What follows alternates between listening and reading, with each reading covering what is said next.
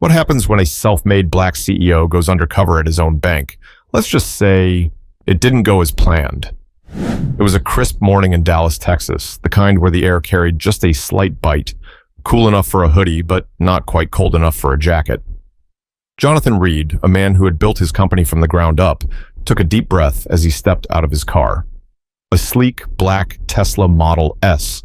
Nothing too flashy, but still a car that turned heads in the right circles. Today wasn't about business meetings, conference calls, or signing deals. Today was about something far more personal.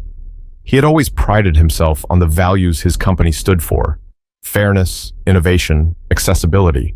It was why his fintech bank, NovaTrust Financial, had grown so fast. It wasn't just about managing money. It was about changing the way banking worked for everyday people. At least, that's what he believed. But something had been nagging at him. Complaints had started to trickle in, subtle at first, nothing that set off alarms, but the pattern was unmistakable.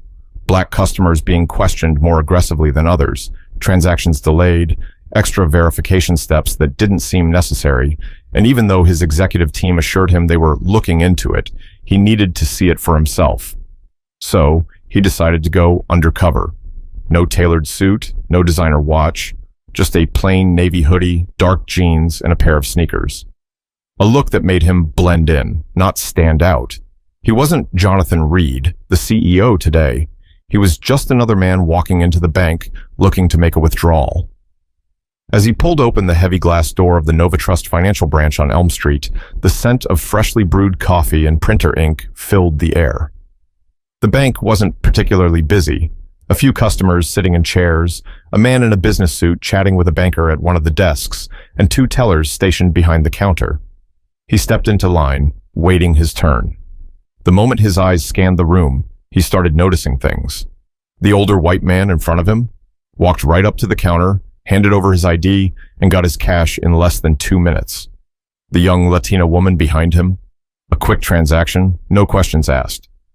Jonathan reached into his pocket and pulled out his wallet, thumbing through his IDs. Driver's license, corporate ID, debit card, all in perfect order.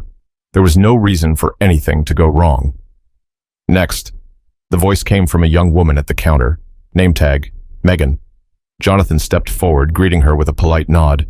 Hey there, I need to withdraw $12,000 from my business account. Megan's smile wavered just a little, almost imperceptible, but Jonathan caught it. Of course, sir, I'll just need to see your ID. He slid his driver's license across the counter. She picked it up, examining it for longer than necessary, then glanced up at him. Do you have your debit card as well? Jonathan raised an eyebrow but handed it over without hesitation. She typed something into her computer, eyes flicking back and forth between the screen and his ID. Then, after a pause, she spoke again.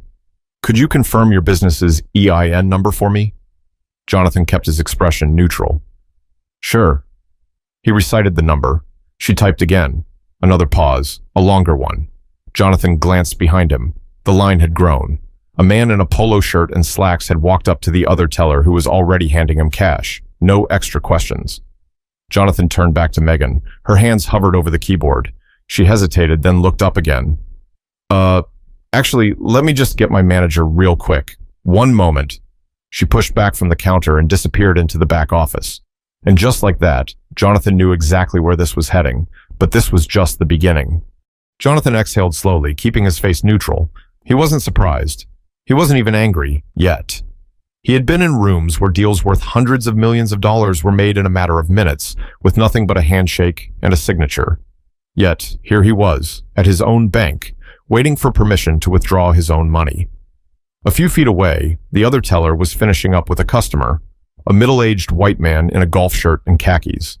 No extra questions, no manager needed, just a quick transaction and a smile. Jonathan's stomach tightened, but he stayed composed. From the corner of his eye, he saw Megan return with a short, stocky man in his early 50s. His name tag read, Rick, branch manager. Rick had that look, the one Jonathan had seen too many times before. The one that said, I already don't trust you, and I haven't even spoken to you yet. Good afternoon, sir, Rick said, forcing a tight smile. I just wanted to go over a couple of things before we process your request. Jonathan nodded slowly. Sure, what's the issue? Rick took a long pause, as if choosing his words carefully. Well, it's just a matter of verification. Withdrawals of this size require some extra steps. Jonathan tilted his head slightly. Is that a policy? Because I didn't see any mention of it on your website. Rick's smile stiffened. It's just a standard security measure, to protect against fraud. Jonathan held his gaze. Fraud? His voice was calm, controlled. You think I'm committing fraud? No, Rick said quickly, waving a hand. Nothing like that. It's just that, we have to be careful with large withdrawals, especially when we don't recognize the account holder personally. Jonathan almost laughed at that. He owned this bank. His name was on internal memos, investor reports, corporate filings. But now, suddenly, he was just another unfamiliar customer. I see, Jonathan said, keeping his voice steady. What exactly do you need from me? Rick hesitated. Well, I'd like to see another form of ID, and if you have a recent utility bill, that would help confirm your address. Jonathan blinked. A utility bill? Rick gave a small, uncomfortable shrug.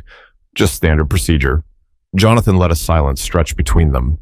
And in that silence, he saw it. The doubt in Rick's eyes, the way he kept glancing at the computer screen as if looking for an excuse to deny the request. He wasn't following a policy. He was following a feeling. Jonathan had seen this before. The way people doubted his position, his legitimacy, his right to be in the rooms he walked into. The way their eyes flickered with hesitation when he introduced himself as the CEO. Now, it was happening here, at his own bank. Jonathan slowly reached into his wallet, pulled out his corporate ID, and slid it across the counter. Rick frowned slightly as he picked it up. He read the name. He stared at the company logo. Then his lips pressed together. Jonathan didn't need to say anything. He could see the gears turning in Rick's head, the hesitation, the realization. And still, Rick cleared his throat and said, I'm going to need to verify a few things. If you could just wait here, sir. And just like that, the waiting game began. But Jonathan wasn't just another customer, and this wasn't over. Jonathan glanced at his watch. 12 minutes. That's how long he had been standing there, waiting. Rick had disappeared into the back office, probably making a call, probably trying to verify something that didn't need verification. Meanwhile, the line at the bank moved smoothly. Customers walked up, handled their transactions, walked out. No one else was asked for a second ID. No one else was told to wait. Jonathan could feel the weight of stares, not from the employees, but from other customers. A few people in line glanced at him, then quickly looked away. One man, a young guy in a navy blazer, gave him a knowing look, not a look of pity, but of recognition. Jonathan took a slow breath. He had two options. One, he could drop his CEO status right now, make it clear who he was, demand the withdrawal, and watch them scramble. Or two, he could wait. Let this play out. See how far they were willing to take it. He chose the second, not because he wanted to be patient, but because he needed to see it, all of it. Another 5 minutes passed before Rick finally emerged from the back. His face had changed. He looked uneasy, as if whatever he had just learned made him realize he had stepped into something bigger than he thought. Sir, he said, his voice noticeably tighter now. Unfortunately, we're having some issues verifying your account. Jonathan stared at him. I gave you my driver's license, my business debit card, my corporate ID. What exactly are you unable to verify? Rick hesitated. It's our system. It's flagging the transaction as irregular. Jonathan raised an eyebrow. Irregular? What's irregular about a business owner withdrawing money from his own account? Rick swallowed. Like I said, it's just a security measure. I'd like to speak to your regional director. Rick blinked. That threw him off. Excuse me? Jonathan's voice remained calm, measured, but firm. I know how this works, Rick. I know every protocol in this bank, and nowhere does it say that a customer withdrawing 12 grand should be treated like they're committing fraud. Now, since you seem unable to approve this transaction, I'd like to speak to your regional director. Rick froze. He had been in control of this conversation up until that moment. Now he wasn't. There was a brief silence. Then he forced another tight smile. I'll just be a moment. And just like that, he vanished again.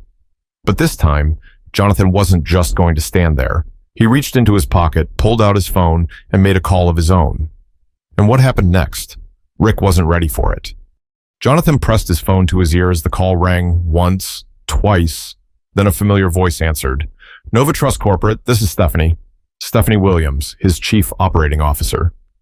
Hey, Steph, Jonathan said, keeping his voice calm but firm. I need you to do something for me. There was a slight pause. Jonathan, what's going on?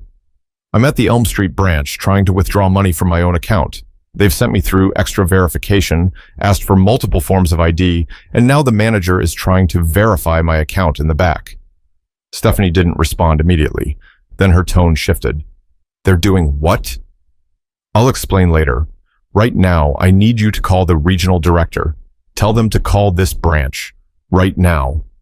On it. Jonathan hung up and slipped his phone back into his pocket. Rick had no idea what was coming. Less than 2 minutes later, he reappeared, but his entire demeanor had changed. His face was flushed, and there was a barely concealed tension in his posture. Sir, he said quickly, we appreciate your patience. I just got off the phone with our regional office, and there was a misunderstanding with our system. Jonathan folded his arms. A misunderstanding? Rick swallowed. Yes, it seems that your account wasn't flagged after all. I apologize for the inconvenience. Jonathan tilted his head slightly, studying him. So now, suddenly, my account is fine? Rick forced a tight laugh. Yeah, just a mix-up. Jonathan let the silence drag. Rick was sweating. Then the phone at the teller's desk rang. Megan, who had been listening, wide-eyed, quickly answered it. Her face went pale as she handed the receiver to Rick. It's corporate. Rick snatched the phone. Hello? The conversation was brief, but from the way Rick's shoulders stiffened, Jonathan could tell exactly what was being said. When Rick finally hung up, his entire face was red. He turned back to Jonathan, clearing his throat. Sir, again, I sincerely apologize for the delay. If you'll just step back to the counter, we'll process your withdrawal immediately. Jonathan didn't move. He kept his eyes locked on Rick, letting the weight of the moment settle in. You know who I am now, don't you? Rick didn't answer.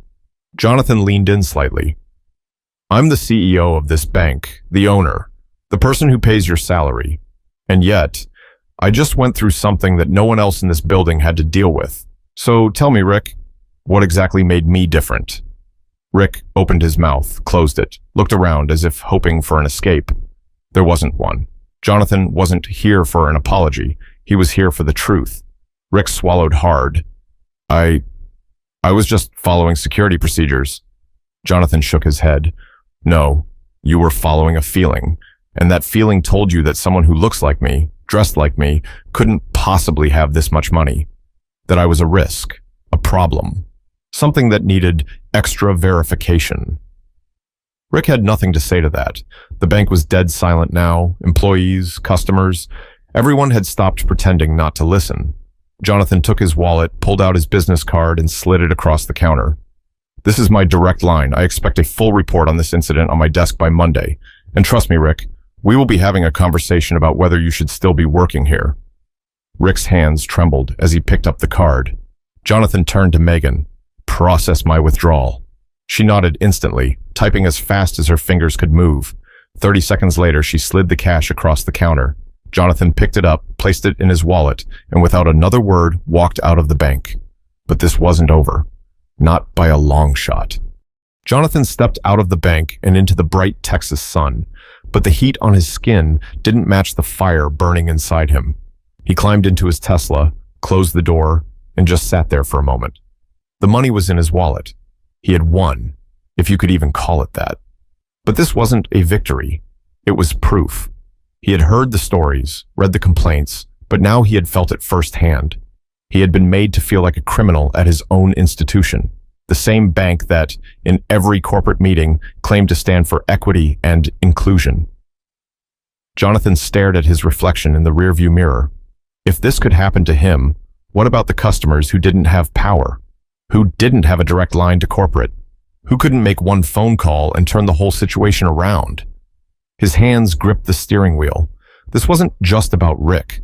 Rick wasn't an anomaly. He was a symptom of something deeper, a system that allowed bias to masquerade as security. And Jonathan had a choice to make. He could handle this quietly, fire Rick, implement some extra diversity training, release a carefully worded statement about commitment to fair treatment. Or he could go deeper, rip up the roots, expose the problem, fix it for real. His phone buzzed. Stephanie, he answered. I just got off the phone with corporate, she said, her voice sharp with controlled anger. They are pissed. The regional director is scrambling to do damage control. Jonathan sighed. Good. Stephanie hesitated. So, what now? Jonathan stared out at the street, his mind already moving. Now, he said, we change the way this bank does business, from the ground up. Because today it had been him, but tomorrow it could be someone who didn't have the power to fight back. And that was unacceptable. Jonathan didn't waste time. By the time he got back to NovaTrust's headquarters, he had already set up an emergency meeting with his executive team, legal department, and compliance officers. The message was simple. Fix this, now. We talk about fairness. We talk about inclusion. But today, I got treated like a suspect for no reason other than a gut feeling. How many of our customers go through this? And how many don't have the power to push back? The room was silent. No one argued. No one made excuses. They all knew he was right. And so, the changes came. Mandatory bias training wasn't enough. Jonathan ordered a full audit of all flagged transactions across every branch. Any pattern of discrimination? It would be exposed. Anonymous customer reports were launched. If anyone felt mistreated, they now had a direct line to corporate. Branch managers were put on notice. Any unjustified delays or profiling, immediate consequences. And Rick, he was gone by the end of the week.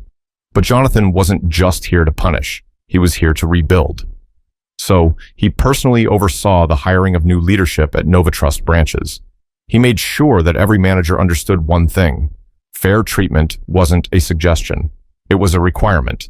And after everything, Jonathan did one last thing. He released a statement, not a corporate-approved, polished PR statement, but the truth. I am the CEO of this bank, and even I was treated unfairly. That tells me that our system is broken. But here's the difference. I can do something about it, and I will. The response? Overwhelming. Customers flooded in with their own stories.